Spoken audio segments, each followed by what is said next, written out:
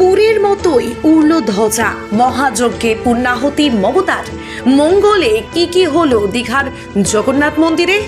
অক্ষয় তৃতীয়ায় দীঘায় উদ্বোধন নবনির্মিত জগন্নাথ মন্দিরের। সোমবারই দীঘায় পৌঁছে গিয়েছেন মুখ্যমন্ত্রী মমতা বন্দ্যোপাধ্যায়।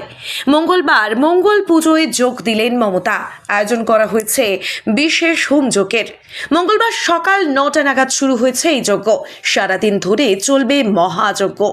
জগন্নাথ মন্দির প্রাঙ্গণে মহাযজ্ঞে পূর্ণ আহুতি দিলেন মমতা।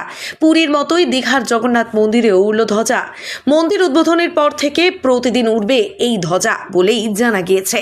মুখ্যমন্ত্রীর হাত থেকে ধ্বজা নিয়ে চূড়োয় উঠে ধ্বজা স্থাপন করা হয়। করজোড়ে দাঁড়িয়ে তাকিয়ে থাকলেন মুখ্যমন্ত্রী। সোমবারই দীঘায় পৌঁছে গিয়েছেন মুখ্যমন্ত্রী মমতা বন্দ্যোপাধ্যায়। রাজ্যের মন্ত্রী অরূপ বিশ্বাস, চন্দ্রিমা ভট্টাচার্য, রাজ্য পুলিশের ডিজি রাজীব কুমারও সোমবার গিয়েছেন দীঘায়। জগন্নাথ মন্দির উদ্বোধনকে কেন্দ্র করে সৈকত শহরে সাজো রব। জানা গিয়েছে 1 কোটি মন্ত্রোচ্চারণে জগন্নাথ দেবের প্রাণ প্রতিষ্ঠা হবে বিশেষ উপাচারে। তারপর হবে জগন্নাথ মন্দিরের উদ্বোধন। দীঘায় পৌঁছে মুখ্যমন্ত্রী জানান, দীঘায় মন্দিরের কাজ খুব ভালো হয়েছে। এখানে জগন্নাথ মন্দির গড়ে তোলার ফলে নবীন প্রজন্ম, প্রবীণ মানুষজন সকলেই একটা আধ্যাত্মিকতার জায়গা তৈরি হলো। উদ্বোধনের প্রাক্কালে পুরীর রাজেশ দৈতাপতি এবং ইস্কন প্রতিনিধি রাধারমন দাস পুজো পার্বণ ও হোমযজ্ঞ চালিয়েছেন শাস্ত্রীয় আচার মেনেই।